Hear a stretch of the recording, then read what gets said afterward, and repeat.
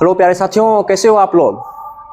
मुझे उम्मीद है कि आप लोग ठीक ही होंगे। तो बच्चों, मैं आप लोगों का वेलकम करता हूं अपने इस प्यारे से यूट्यूब चैनल बीटीसी स्टडी पर। बच्चों, जैसा कि लगातार मैं आप लोगों के लिए काम कर रहा हूं, इस चैनल पे लगातार करते रहूंगा। आप लोगों को पहले ही बताया था हम। और आज की क्लास जो होने वाली है वो बहुत ही स्पेशल क्लास होने वाली है आप लोगों का। आज एक महत्वपूर्ण टॉपिक, महत्वपूर्ण क्वेश्चन लेकर के आए हम आप लोगों के सामने। जो लेक्चर हमारा हो जाएगा 8, 9, 10 लेक्चर नंबर 10 हो जाएगा ये लेंस मतलब प्रकाश की अपवर्तन का। आप लोग पिछला वीडियो देखे होंगे जहां पे आप लोगों को लेंस फॉर्मूला प्रूव किया गया, उसका जो है कुछ न्यूमेरिकल दिया गया, वहां पे बताया गया, उन्हें सॉल्व किया गया। और उससे पिछले वीडियोज में लेंस के बारे में कुछ लेंस, उत्तल लेंस और अवतल लेंस में जो प्रतिबिंब निर्माण था वो लेक्चर्स 5 में बताया गया था। उत्तल लेंस और अवतल लेंस के द्वारा जो इमेज का निर्माण किए थे वो। उसके बाद में इसके साथ साथ और भी चीज आप लोगों को बताया था, लेंस प्रकार बताए थे वहां पे, लेंस क्या है, इन सभी चीजों के बारे में। तो बच्चों, आज जो होने वाला है, आज आपका होने वाला है मैग्निफिकेशन। जैसा कि पिछले लेक्चर में बताया था, मैग्निफिकेशन, इनके बारे में आज आपका क्लास होने वाला है। चलिए, हम आप लोगों का समय आज वेस्ट नहीं करेंगे, सीधे चलते हैं आज के क्वेश्चंस की तरफ। देखिए, हमारा जो क्वेश्चंस है वो है आवर्धन। क्या है? वो है हमारा आवर्धन। ये आवर्धन है क्या? देखिए, आवर्धन जो है हम उसमें बताए थे दर्पण में, मिरर में, इसके बारे में। और यहां भी पढ़ने का प्रयास करेंगे, हम लोग सीखने का प्रयास करेंगे फिर से कि ये मैग्निफिकेशन जो है ये हमारा है क्या। तो देखिए, आप लोगों को वहां पे बताया दो तरह से, एक प्रतिबिंब की ऊंचाई और वस्तु की ऊंचाई के संबंध में, और दूसरा जो बताया गया था वो बताया गया था प्रतिबिंब दूरी और वस्तु दूरी के संबंध में। इन दोनों के संबंध में हम एक फॉर्मूला वहां पे, मतलब दो परिभाषा स्पष्ट किए थे, साथ साथ में दो फॉर्मूला भी हम तैयार किए थे वहां से। तो आइए हम लोग देखते हैं प्रतिबिंब की ऊंचाई और वस्तु की ऊंचाई के संबंध में इसका फॉर्मूला क्या कहता है। ऊंचाई के संबंध में इसका फॉर्मूला, मतलब परिभाषा इसका क्या कहता है वो समझते हैं पहले। तो देखिए, जो हमारा वस्तु होता है, वस्तु ऑब्जेक्ट, उसको हम लेंस में प्रधान अक्ष पे कहीं ना कहीं रखते हैं, चाहे वो उत्तल लेंस हो यानी तो अवतल लेंस हो। उन दोनों में हम उसे कहीं भी रखते हैं। तो एक जगह अगर वस्तु रखते हैं तो दूसरी जगह क्या बनता है? प्रतिबिंब बनता है। एक बात और आप लोग समझ ले, प्रधान अक्ष, प्रधान अक्ष, एक जगह हम वस्तु रखे, एक तरफ हमारा क्या बना? इमेज बना उसका। अब देखिए, प्रधान अक्ष के ये दोनों बिंदु, जहां एक जगह वस्तु रखा गया है और दूसरी जगह क्या रखा गया है? दूसरी जगह रखा गया हमारा प्रतिबिंब। तो ये दोनों बिंदु जो है ना, अनुबद्ध फोकस कहलाता है। आप लोगों को ध्यान रखना है, प्रधान अक्ष पर स्थित वो दो बिंदु जहां एक बिंदु पर वस्तु और दूसरे बिंदु पर प्रतिबिंब रखा गया है, वो दोनों बिंदु हमारा अनुबद्ध फोकस कहलाता है। लेकिन हमें अनुबद्ध फोकस अभी नहीं पढ़ना है, अभी जो पढ़ना है, हमें पढ़ना है मैग्निफिकेशन। तो ये मैग्निफिकेशन क्या होता है? तो देखिए, ऊंचाई के संबंध में जो होता है, एक जगह वस्तु रखते हैं, एक जगह प्रतिबिंब बन जाता है, बनता है कि नहीं बनता है। अब देखिए, वस्तु की ऊंचाई कुछ ना कुछ होगी और प्रतिबिंब की भी ऊंचाई कुछ ना कुछ होगी, ठीक से होगी। 5 सेंटीमीटर ही हो, 6 सेंटीमीटर हो, 10 सेंटीमीटर, 20 सेंटीमीटर ही हो, लेकिन वस्तु की ऊंचाई तो कुछ ना कुछ होगी। और प्रतिबिंब कितना ही छोटा क्यों ना हो, कितना ही छोटा क्यों ना हो, उसका भी तो कुछ ना कुछ ऊंचाई होगी। देखिए, तो इसका जो परिभाषा है स्पष्ट होगा हमारा, प्रतिबिंब की ऊंचाई, प्रतिबिंब की ऊंचाई एवं वस्तु की ऊंचाई के अनुपात को मैग्निफिकेशन, दिख रहा है शायद, हाँ दिख रहा है, मैग्निफिकेशन कहते हैं। यहां प्यारे बच्चों, प्रतिबिंब की ऊंचाई और प्रतिबिंब की ऊंचाई और वस्तु की ऊंचाई के अनुपात को, यानी रेशियो को मैग्निफिकेशन कहते हैं, मतलब आवर्धन कहते हैं। आप लोग समझ गए होंगे। अब देखिए, कुछ बच्चे क्या करते हैं, मतलब बोलने में थोड़ा त्रुटि कर जाते हैं। कैसे? तो वो बोल देते हैं वस्तु की ऊंचाई और प्रतिबिंब की ऊंचाई के अनुपात को आवर्धन कहते हैं, जो कि बिल्कुल गलत है, बिल्कुल ही उनका गलत है। नहीं, पहले प्रतिबिंब को लेना है, प्रतिबिंब की जो ऊंचाई होगी वो और वस्तु की जो ऊंचाई होगी वो, इन दोनों का जो रेशियो होगा, इन दोनों का जो अनुपात होगा, वही कहलाएगा हमारा क्या? मैग्निफिकेशन, आवर्धन। तो आवर्धन को हम लोग डिनोट करते हैं किससे? आप लोगों को पता होगा, आप लोगों को पता होगा। तो आवर्धन को m से डिनोट किया जाता है। जहां पर बच्चों आवर्धन को हम लोग स्मॉल m से नोट करते हैं। अब देखिए, इसका फॉर्मूला क्या तैयार होगा? इसका जो फॉर्मूला तैयार होगा, m बराबर वो हो जाएगा प्रतिबिंब की ऊंचाई, और पहले उसके बाद क्या हो जाएगा? वस्तु की ऊंचाई। तो प्रतिबिंब की ऊंचाई को मान लेते हैं h2 और वैम हो जाएगा h1। मतलब कहने का मतलब ये हुआ कि यहाँ जो h2 है, सॉरी H2 है, ये क्या है, तो ये है प्रतिबिंब यानी कि इमेज की ऊंचाई है, यानी कि उसका हाइट है। और यहाँ जो H1 है ये क्या है, तो ये है हमारा वस्तु का या वस्तु की ऊंचाई। समझ गए आप लोग समझ गए हैं, देख सकते हैं यहाँ पे। और एक बात महत्वपूर्ण, अब देखिए इसका जो SI मात्रक होता है ना, नहीं होता है। अब सबसे महत्वपूर्ण क्वेश्चन यहाँ पे ये आता है कि इनका SI मात्रक क्यों नहीं होता है, इनका जो है SI मात्रक क्यों नहीं होता है। देखिए यहाँ पे जो हम फॉर्मूला लिखे हैं, फॉर्मूला दिख रहा है, फॉर्मूला स्पष्ट कर रहा है कि इसका SI मात्रक, हमने कहते हैं कि SI मात्रक नहीं होता है, ये फॉर्मूला इसका खुद ही कह रहा है कि SI मात्रक इसका नहीं होगा। कैसे, वो देखिए, ये ऊंचाई है, नीचे भी ऊंचाई है, मतलब ये दोनों देखा जाए, ये भी और ये भी, ये समान राशि है। कौन सी राशि है ये समान राशि है। देखिए ऊपर भी ऊंचाई, नीचे भी ऊंचाई, मतलब आप कहेंगे ये कैसे, मतलब ये ऊंचाई है ना प्रतिबिंब की और ये वस्तु की ऊंचाई है, तो ये दोनों ऊंचाई है और दोनों तो ऊंचाई ये है, समान राशि है, तो ये मात्रक विहीन होगा। वो कैसे, देखिए ऊंचाई का मात्रक मीटर अगर देखें तो, और इस ऊंचाई का भी मात्रक मीटर से मीटर कट जाएगा, क्या बचेगा 1। अगर ऐसे नहीं समझते तो ऐसे समझिए, इसका मात्रक ऊपर का भी मीटर, नीचे का भी मीटर होगा। अब हम एक काम करते हैं, इस मीटर को ऊपर ले चलते हैं। देखिए नीचे से ऊपर ले चले जाने के क्रम में क्या होता है कि उनके घात का चिन्ह जो है ना पलट जाता है। अभी नीचे में घात इसके पावर में कुछ नहीं है तो कितना है 1 है, लेकिन 1 तो लिखा नहीं जाता, छिपा हुआ रहता है। तो इनको ऊपर ले चले तो ये हो जाएगा m की पावर -1, मतलब घात पलट जाएगा, चिन्ह पलट गया उसका। तो अब देखिए m की पावर में कुछ नहीं, यहाँ तो क्या है 1 है, यहाँ 1 छिपा हुआ है और यहाँ पे -1 है, मतलब ये गुणा में है, दोनों का आधार m है, पावर क्या हो जाएगा, जुट जाएगा। तो यहाँ का पावर 1 और यहाँ का पावर -1 और घट के क्या बचेगा 0। तो मतलब ये m इनवर्स का वैल्यू कितना हो जाएगा 0। और आप लोगों को पता है किसी भी राशि के पावर में अगर 0 है तो उसका मान 1 होता है, मतलब m की पावर 0 का मान कितना होगा 1। अब आप लोग फिर से कहेंगे वो आप कैसे कह सकते हैं कि m की पावर 0 का मान 1 होगा, हम बताते हैं। किसी भी राशि की पावर में अगर 0 है, किसी भी संख्या की पावर में अगर 0 है, चाहे वो चर हो, मान हो, अचर मान हो, कोई भी संख्या हो, उनकी पावर में 0 है। मान ले कि m की पावर में 0 था, तो इसको हम लिखते हैं m/m और काट के देखिए कितना बचता है। मान के चलिए कि 5 की पावर में 0 है, तो इसका मतलब होता है 5/5, काट के देखिए कितना बचता है। या a की पावर में 0 है, तो इसका मतलब a/a और काट के देखते हैं कितना बचता है। समझ गए आप लोग, तो यही सब बात है। और उसके बाद इसका जो एक परिभाषा है, इसका एक और परिभाषा है, और वो है हमारा दूरी के संबंध में।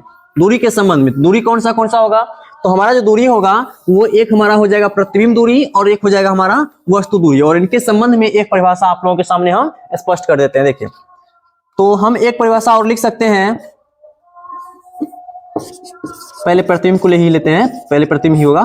प्रतिबिंब की दूरी एवं वस्तु की दूरी के अनुपात को आवर्धन, जगह है तो लिख देते हैं यहीं पे, आवर्धन कहते हैं। यहाँ पे बच्चों प्रतिबिंब का जो दूरी होगा वस्तु की दूरी, इनके जो रेशियो होगा वो हमारा क्या कहलाएगा, तो वो हमारा आवर्धन कहलाएगा। अब देखिए फिर से इसका फॉर्मूला क्या हो जाएगा, आवर्धन को m से डिनोट करते हैं, तो प्रतिबिंब दूरी है पहले तो v हो जाएगा और वस्तु दूरी है बाद में तो u हो जाएगा, यानी कि m बराबर v/u। अब फिर से आप लोग कहेंगे कि इसका मात्रक तो होगा कुछ ना कुछ, उसका तो समान राशि था, इसका मात्रक तो होगा। तो हम कहाँ कह रहे हैं कि इनका समान राशि नहीं है, ये भी तो समान राशि है। तो अब वो कैसे है, तो ये प्रतिबिंब दूरी भी है और ये वस्तु दूरी भी है, मतलब दोनों दूरी है। और दोनों दूरी है तो मान लेंगे ऊपर वाला दूरी है, दूरी का मात्रक क्या होगा मीटर, इसका भी मात्रक क्या होगा मीटर, काट दीजिए कितना आएगा 1, यानी कि मात्रक विहीन होता है ये, और 1 कांस्टेंट थोड़ी ना मात्रक होगा, ये कोनो मात्रक थोड़ी ना होता है ये। तो यही बात है इसमें। देखिए आप लोग ये समझ गए होंगे, तो हम लोग चले इसके थ्योरम की तरफ। तो आइए देख लेते हैं थोड़ा सा इसका थ्योरम जो है आवर्धन का व्यंजक। तो आपके सामने आ चुका है, एक थोड़ा चित्र बना दिया हम पहले ही। देखिए ये एक उत्तल लेंस, नाम दे रहा है तो दे सकते हैं आप लोग L, और इसमें जो वस्तु की स्थिति है वो कहाँ है, नहीं समझने का प्रयास कीजिए आप लोग। 2f' और अनंत के बीच है वस्तु जो है हमारा, वो 2f' और अनंत के बीच है। हम आप लोगों को उत्तल लेंस में जो प्रतिबिंब का निर्माण कर रहे थे तो वहां पे बताए थे कि जब वस्तु को 2f' और अनंत के बीच रखते हैं तो उसका जो प्रतिबिंब है वो कहाँ बनता है, बताएं आप लोग। तो उनका जो अनंत बोले तो फोकस और 2f' बोले तो 2f, इनके बीच इनका प्रतिबिंब बन गया। देख सकते हैं आप लोग, इसमें कोई दिक्कत की बात नहीं है और छोटा बना हुआ है इनकी तुलना में। तो हम नाम देना है तो नाम इनका दे सकते हैं यहाँ भी। इनका नाम ए बी है, ती की तरफ बी है, तो यहाँ पे हम लोग ती की तरफ देंगे बी डैश और यहाँ देते हैं ए डैश। सही है। अब देखिए हम जो करने वाले यहाँ पे अब जो हम भाषा लिखेंगे थोड़ा सा, तो कैसे लिखेंगे भाषा आप लोग लिख सकते हैं, नहीं तो लिख देते हैं हम ही। यहाँ पे मान लेंगे एल एक उत्तर लेंस है हमारा, और यहाँ पे वस्तु ए बी को जो है 2f डैश और अनंत के बीच रखा गया है। इसका प्रतिबिंब f और 2f के बीच बना है, और कैसा बना है, तो वास्तविक उल्टा और छोटा बना है। तो इतना कुछ हमें लिख देना है, तो आप लोग लिख देने हैं। यहाँ पे लिख लेंगे माना कि लेट एल एक कौन लेंस है, उत्तल लेंस है, जिसमें वस्तु ए बी को अनंत एवं 2f डैश के बीच रखा गया है, जिसका प्रतिबिंब कहाँ बना है बताएं बच्चों, इसका प्रतिबिंब कहाँ बना है, तो f तथा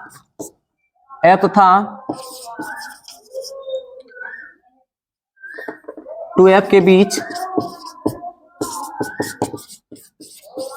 वास्तविक उल्टा एवं छोटा बना है। इतना कुछ हमें लिख देना है, और नहीं लिखेंगे तो कोई दिक्कत नहीं है। लेकिन देखिए भाषा लिखते हैं तो भाषा में मार्किंग होता है वहां पे, क्योंकि भाषा लिखने से थोड़ा पेज ही बढ़ता है हमारा, और पेज भरना तो बेहद जरूरी है। तो भाषा लिख देना है, भाषा में कोई दिक्कत नहीं है। मान लेंगे एल एक उत्तर लेंस हमारा, इसमें जो है वस्तु 2f डैश और अनंत के बीच रखा गया, इसका प्रतिबिंब कहाँ बना है, f और 2f के बीच बना है। इतना कुछ लिखने में क्या दिक्कत है। वास्तविक उल्टा और छोटा बना, वास्तविक कैसे बना है, तो एक तरफ वस्तु दूसरी तरफ प्रतिबिंब, तो वास्तविक हो गया। ये वास्तविक प्रतिबिंब हमेशा उल्टा बनता है, हो गया। और भी अगर लिखना है तो आप लोग लिख सकते हैं, यहाँ पे जगह है नीचे, तो नीचे जगह नहीं, यहाँ लिख देते हैं हेयर। यहाँ देखिए ये जो एफ ए बी है ना, इनकी ऊंचाई को हम लोग मान लेंगे, यहाँ पे इनकी ऊंचाई को h1 और इसके ऊंचाई को मान लेते हैं हम लोग क्या, h2, यानी वस्तु की ऊंचाई h1 मान ली और प्रतिबिंब की ऊंचाई क्या मान ली, h2। यहाँ पे लिख लेंगे, इनका काम है तो लिख लेंगे यहाँ क्या है, वस्तु की ऊंचाई लिख लेंगे। यहाँ पे वस्तु की ऊंचाई ए बी बराबर क्या है, तो h1 है, और ये प्रतिबिंब का है, तो हम लिख लेंगे यहाँ पे प्रतिबिंब की ऊंचाई, तो इसका ऊंचाई क्या है हमारा, ए डैश बी डैश है, तो ए डैश बी डैश कितना है, तो ये है हमारा h2। और उसके बाद हमें वस्तु दूरी और प्रतिबिंब दूरी का भी काम पड़ेगा, तो इनको भी लिख लेते हैं हम एक बार। तो वस्तु दूरी ये हो जाएगा OA, लिख लेंगे यहाँ पे वस्तु दूरी क्या हो जाएगा हमारा OA, और एक हो जाएगा प्रतिबिंब दूरी का काम, तो उसका लिख ही लेते हैं यहाँ पे। प्रतिबिंब दूरी क्या है हमारा, प्रतिबिंब दूरी बताने का काम कीजिएगा आप लोग। OA लिखे तो मतलब वही OA लिखे तो ये हो जाएगा ना वस्तु दूरी U, और ये प्रतिबिंब दूरी लिखे तो ये हो जाएगा OA डैश, और ये क्या हो जाएगा हमारा V हो जाएगा। इतना कुछ तो आप लोग कर ही सकते हैं। अब जो है खेल यहाँ पे है, तो देखिए सबसे पहले हमें दो त्रिभुज पकड़ लेना है, विद्धक दो त्रिभुज पकड़ना है, और वो दोनों त्रिभुज कौन सा बनेगा हमारा, आप लोग बताएं हमें कमेंट करके हैं। वस्तु को ऑप्टिकल सेंटर की तरफ ले जाइए और प्रतिबिंब को ऑप्टिकल सेंटर की तरफ ले जाइए, तो अपने आप त्रिभुज बन जाएगा। OAB इधर से OA डैश B डैश, ये दोनों। अब देखिए सबसे महत्वपूर्ण, ये दोनों त्रिभुज जो है हमारा समरूप है। आप लोग समरूप कर लेंगे इससे, देखिए कौन कौन समरूप कैसे होगा। ये कौन इस त्रिभुज में 90 डिग्री, ये कौन 90 डिग्री, क्योंकि प्रतिबिंब की ऊंचाई और वस्तु की ऊंचाई लंबवत होती है और वहां पे 90 डिग्री कोण बनती है। और यहाँ पे ये कौन कौन से क्या होगा, इक्वल हो जाएगा। मतलब ये दोनों त्रिभुज क्या है हमारा, समरूप है। हम लिख लेंगे इसे OAB, त्रिभुज OAB जो है ये हमारा समरूप है OA डैश B डैश के। लिख लेंगे यहाँ पे त्रिभुज OA डैश B डैश, इतना कर लेना है। और ये किस प्रतिबंध से है, तो ये हमारा AA समरूपता से है। इतना आप लिखना है तो लिख सकते हैं आप लोग। वैसे कि लेंस के सूत्र में हम बताइए देते, प्रूव करके वहां बताइए कि कैसे किए थे, थोड़ा सा वहां पे एक्सप्लेन कर देते। और वैसे भी आप लोग समझ ले ये दोनों कोण बराबर है, ये दोनों कोण बराबर है, तो अब कुछ बराबर नहीं मिलने वाला है, तो हम लिख लिए यहाँ पे AA समरूपता से जो है ना समरूप है। तो अब देखिए यहाँ पे समरूप त्रिभुज के संगत भाग का जो अनुपात होता है वो क्या होता है, तो बराबर होता है। तो हम लिख लेंगे यहाँ पे समरूप त्रिभुज का OA का संगत भाग कौन आएगा हमारा, OA डैश आएगा। इस मार्कर शायद नहीं दिख रहा है आप लोग स्क्रीन सही से, देखिए OA का जो है OA का OA डैश आएगा, OA इसका हो जाएगा OA डैश। लिख लेंगे ऐसे OA बट्टे में क्या हो जाएगा हमारा, बट्टे में क्या हो जाएगा मैं बताया हमें, इसके बट्टे में हो जाएगा OA डैश बराबर इसका देखिए AB का संगत भाग क्या बन रहा है हमारा, A डैश B डैश बन रहा है, तो इसको लिख लेंगे AB बटे A डैश B डैश, ये हो गया हमारा। अब देखिए यहाँ पे ये ओ ए जो है ओ ए ये हमारा वस्तु दूरी है, लेकिन फॉर्मूला में हम v बटे u पढ़े थे, ऊपर प्रतिबिंब दूरी नीचे वस्तु दूरी, तो इसको पलट देते हैं। तो हम लिख लेंगे यहाँ पे पलटने पर, पलटेंगे तो क्या आएगा, ओ ए जाएगा ऊपर यानी कि ओ ए डैश, और बट्टे में क्या आएगा हमारा, बट्टे में आएगा हमारा ओ ए, और बराबर में हो जाएगा ए डैश बी डैश, इसको पलटेंगे तो हो जाएगा हमारे बट्टे में ए बी। ये निकल के हमारे सामने कुछ इस प्रकार से आ गया है। अब देखिए यहाँ पे हम इसका वैल्यू बैठाते हैं, भाई ने उससे पहले मतलब इक्वेशन मानना है तो मान सकते हैं, ये इक्वेशन फर्स्ट हुआ हमारा। अब इसका हम वैल्यू बैठाएंगे साइन कन्वेंशन के according, according to sign convention, मतलब अब साइन कन्वेंशन यहाँ पे काम कर जाएगा। देखिए साइन कन्वेंशन दिख नहीं रहा है वहां पे, तो ध्यान रखिएगा यहाँ पे चिन्ह परिपाटी लिखे हैं, चिन्ह परिपाटी के अनुसार अकॉर्डिंग टू साइन कन्वेंशन। तो ओ ए डैश का मान आपके सवाल में, मतलब आपके इस थ्योरम में हम पहले ही लिख चुके थे, ओ ए डैश का मान यहाँ पे भी हम लिख लेंगे, यहाँ पे भी बट्टा ओ ए मान, तो ओ ए का मान हमारा यू है, इसको भी लिख लेंगे। और A B A dash B dash है, तो ए डैश बी डैश हमारा कितना है h2, और ये हमारा ए बी है, तो ए बी का मान कितना है यहाँ पे h1 है। तो देखिए उससे पहले एक बात और, ये जो ये मतलब उत्तर लेंस है ना, तो इसमें जो प्रतिबिंब ऊंचाई होगी वो हमारा माइनस में होगा, और यहाँ पे वस्तु दूरी भी माइनस में होगा, तो माइनस नीचे नहीं ऊपर लगा देते हैं, फिर माइनस से माइनस कट जाएगा। तो यहाँ पे v बटे u बराबर जो है ना, ये हमारा बचेगा h2 बाय h1, ये हमारा आ चुका है समीकरण 2 में आ चुका है। लेकिन हम लोग आवर्धन के फॉर्मूला से क्या पढ़े थे, यानी कि आवर्धन के सूत्र से हम लोग पढ़े थे, आवर्धन सूत्र से v0, मतलब हम जानते हैं, क्या जानते हैं, m बराबर h2 बाय h1, ये जानते हैं। अब हमें ये बताइए अगर देखें तो h2 बाय h1 जो है, h2 बाय h1 ये किसके बराबर में आया हुआ है, तो ये v बटे u के बराबर में आया हुआ है। किसके बराबर में, ये v बाई u के बराबर में आया हुआ है। तो एक मिनट, ये हमारा v h2 बाय h1 जो है v बटे u के बराबर में आया, मतलब v बटे u के बराबर में h2 बाय h1, इसका मतलब h2 बाय h1 भी बराबर में इसके है, मतलब ये दोनों एक दूसरे क्या है, बराबर है। तो हम h2 बाय h1 के बराबर में लिख सकते हैं क्या, तो v बाई u, ये हमारा है आवर्धन का व्यंजक, या इसी को लिखना चाहें तो हम लोग लिख सकते हैं m बराबर v बाई u। ध्यान रखिएगा आप लोग, अगर नॉमिकल आएगा तो नॉमिकल हम वहां पे नॉमिकल के अकॉर्डिंग चलेंगे, जो भी करना हो उसके अकॉर्डिंग चलेंगे, कि अगर प्रतिबिंब की ऊंचाई आ गया है तो हम वहां पे ले लेंगे मतलब वस्तु की ऊंचाई दोनों आ गया, ऊंचाई के संबंध में m बराबर h2 बाय h1 ले लेना है, और अगर वस्तु दूरी और प्रतिबिंब दूरी के संबंध में आ गया है तो कोई दिक्कत नहीं है, हम ले लेंगे क्या, तो हम ले लेंगे m बराबर v बाई u। तो बच्चों आप लोग समझ गए होंगे, आपका अब ज्यादा वक्त नहीं लेंगे, बस एक थोड़ा सा और वक्त लेंगे आप लोगों को। मैं ये कहना चाहूंगा कि अगर आप लोग हमारे इस चैनल को अभी तक सब्सक्राइब नहीं किए हैं तो आप लोग इस चैनल को सब्सक्राइब कर लें और नोटिफिकेशन को ऑन कर लें, ताकि हमारे प्रत्येक वीडियोज आप तक पहुंचे। अगर आपको हमारी वीडियोज अच्छी लगती है तो आप लोग हमारे इस चैनल को सपोर्ट भी करें, और हो सकती है कुछ बच्चे को हमारे वीडियोज अच्छी नहीं लगे तो कृपया करके वो बच्चे हमें सब्सक्राइब करें या नहीं करें, हम नहीं बोलते कि मतलब सब्सक्राइब कर ही दें, हमें मत कीजिए, लेकिन आप लोग हमें इतना जरूर कहें, इतना जरूर कमेंट करके बताएं क्या क्या कमी है हमारे क्लास में। अगर थोड़ा बहुत भी आपके सपोर्ट, मतलब आप हमें कमेंट करके बताते हैं तो हम उसे ठीक करने का प्रयास करेंगे।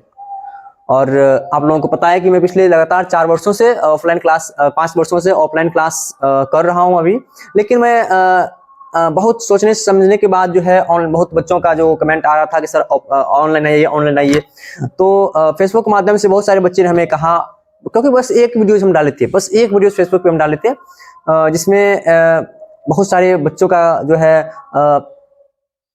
मतलब मैसेज आने लगा उस इनबॉक्स में वहां पे कि सर ऑनलाइन आइए। तो इसमें जो है हम सोचने समझने के बाद निश्चय किया कि चलिए ऑनलाइन भी कर ही लेते, इतना काम कर ही ले रहे हैं तो हम लोग ऑनलाइन उतर गए। तो बच्चों आप लोगों को अगर कोई भी परेशानी होती है पढ़ने में तो आप लोग निर्धक हमसे क्वेश्चन कर सकते हैं हमारे कमेंट सेक्शन में आके, जो आप लोगों के लिए मिलेगा, हर क्वेश्चन का आंसर मिलेगा। आप लोगों को कोई भी परेशानी है उसका भी सोल्यूशन आपको हम देने का प्रयास करेंगे जहां तक होगा हमसे।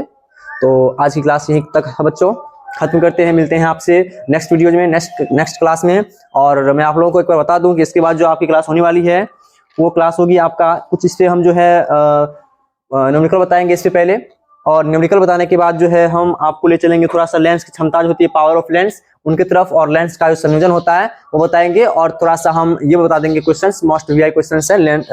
उत्तर लेंस को जो है हम अभिसार लेंस कहते हैं ना, तो क्यों कहते हैं वो तो हम वैसे शुरुआत में ही बताए थे, लेकिन यहाँ पे हम करवा देंगे क्वेश्चन। और अवतल लेंस को अपसाइड लेंस कहते हैं, इनका भी करवा देंगे। तो इसके साथ हमारा चैप्टर जो है इन हो जाएगा।